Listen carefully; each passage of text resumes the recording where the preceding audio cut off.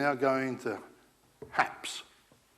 And so medium altitude and high altitude, male and hail in brackets, UAVs with long endurance.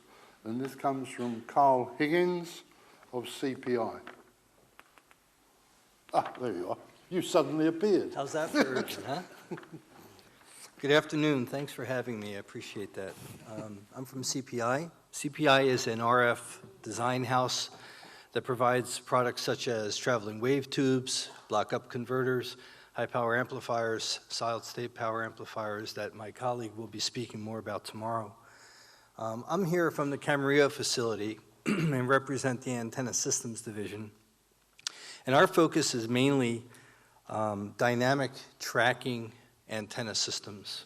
And we work predominantly in the defense market. In fact, I've had the honor of working in the defense market most of my career. And having worked with some of the best minds in that industry, I've come to realize that there's a single theme that connects us. And that is that there's constantly asking the question of what if. Over the past decade, the UAV market has done just that, asking how we can take exciting technology, evolve it into a new technology that completely differentiates the concept of operations, set of applications, and cost structure. This is no easy feat. The UAV market that we've seen out there has become quite diverse. In some cases, you see they're now making these small UAVs that are being used in the entertainment industry and even in real estate. What I'm here to talk about is the ones that are going towards the larger size. As an example, here I showed two very specific defense-related UAVs, one that I think will be very familiar to most of the people in the room, and that is the ANCA. ANCA is a medium-altitude, long-endurance aircraft that is designed and built by TAI here in Turkey. Being indigenous here to the country and being really a key asset for the armed forces, from my perspective, looking from the outside of the country in, it's something that is certainly the pride of the country. In addition to that, this flies at about 30,000 feet. So it's ideal for doing video, voice, and data, really looking over the battle space. In addition, if you look at the next layer up, you look at high-altitude, long-endurance aircrafts, such as Global Hawk. This has a very different set of ConOps. As an example, this is flying at 60,000 feet. And at 60,000 feet, it brings some very unique requirements, such as having to operate the data link antenna, which I'm a part of, operates at minus 60 degrees C. Now that had to be fully qualified with no radome. So you can imagine going through EMI, temp, and vibe at such a low temperature brings some very interesting challenges. The next is Zephyr. And Zephyr is where we see an evolution that went from, let's say, a male to a hail, now to a high-altitude pseudo-satellite, literally flying at the edge of space. So what is a HAPS? Well, HAPS are flying at the edge of space, as I mentioned. Some of them are solar-powered, some of them are helium. They're maneuverable, they're very easily deployed. And the idea is that they can move these quickly to a space that requires some very immediate connectivity. I show three examples here, Airbus Zephyr being one in the center, and Loon. Loon is from a company that is a subsidiary of Google, and this has recently been deployed in a hurricane-hit area in Puerto Rico, where they were able to get immediate connectivity. And as you may have seen on the news, Puerto Rico was literally destroyed in all of its infrastructure from that hurricane. So what's the transmit rates? Right now, the air-powered, such as the Loon, is getting about 10 megabits per second. The solar-powered Zephyr is already starting to show that they can reach 100 megabits per second. So clearly, there are some limitations that they're facing, and the engineers are going through the designs to try to increase that capability. But you can see that the thought is there and the progress that they're making is substantial. So some of the growing applications. I come from California, and perhaps you've had a chance to see on the news over the last couple of years that our state has been devastated by natural disasters. Fires especially have just wreaked havoc in our state. With that, HAPS brings some unique capabilities to be able to launch very immediately to these areas and be able to provide some critical data. Another one would be border control.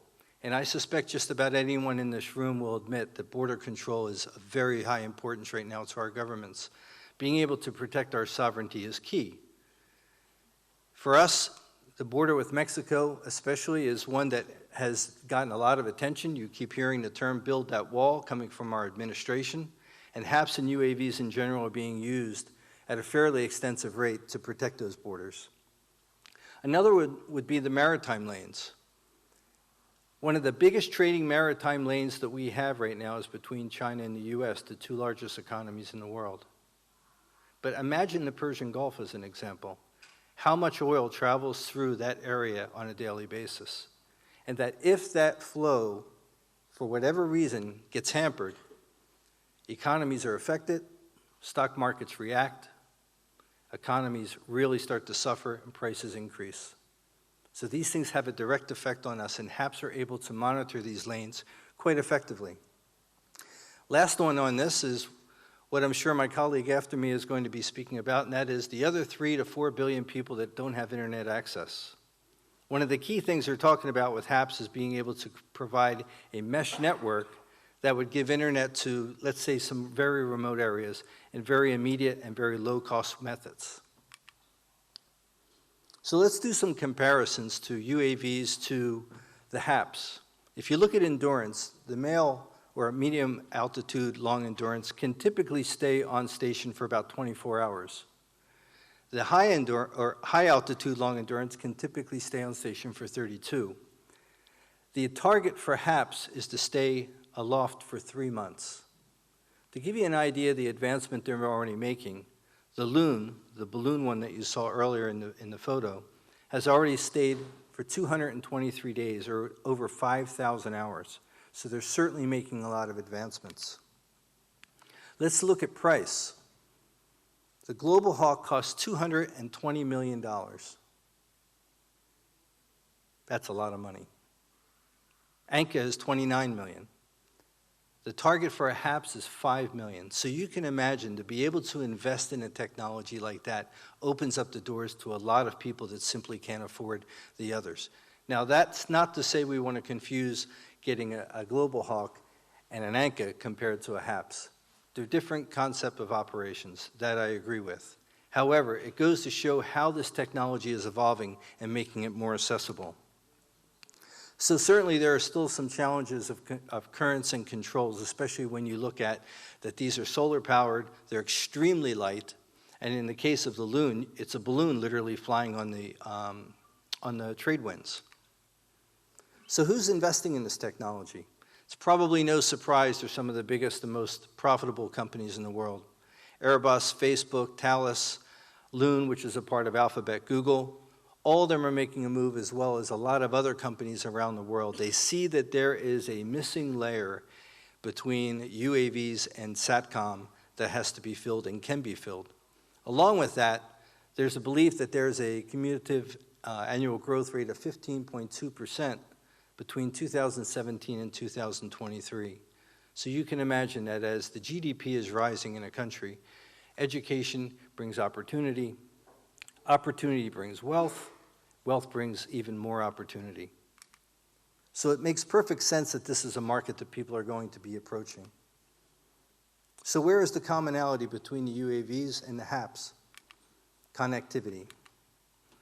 For us, being an antenna manufacturer, there's a lot of things that we look at when we're working with UAV manufacturers. One is, do you need dynamic tracking or just a pointer? To give you an idea, dynamic tracking is going to be able to track the target with an RF signal.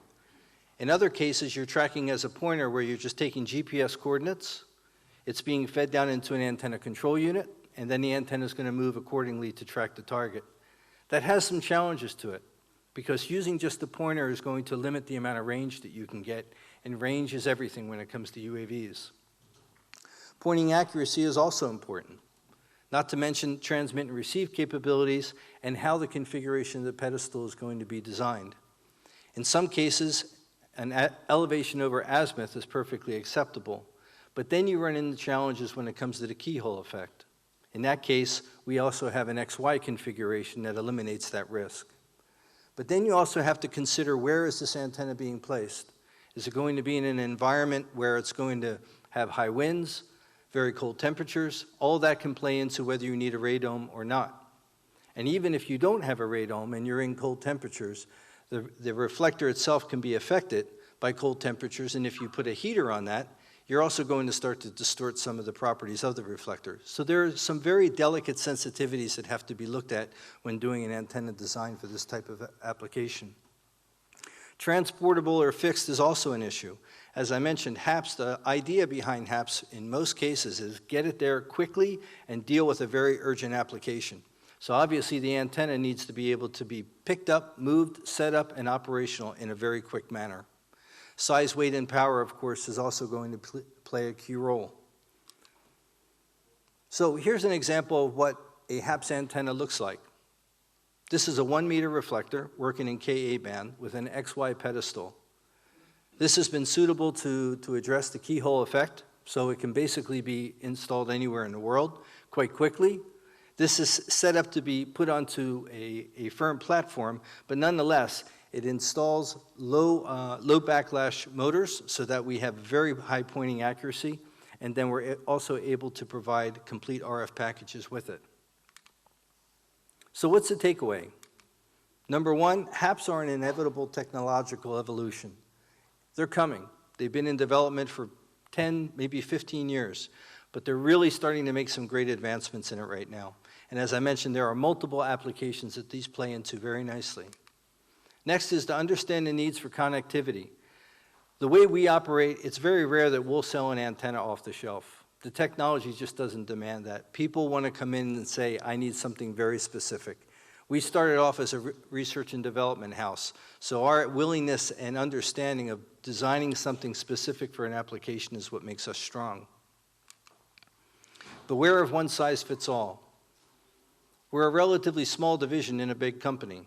What we find is a lot of bigger companies out there doing antennas will try to feed you into what they already have off the shelf. Our approach is a little bit different. We want to design something that's going to meet specifically the need that you might have. Last but not least, we need to have fun. This is a great time to be in this industry, so let's not ever stop asking why. Thank you.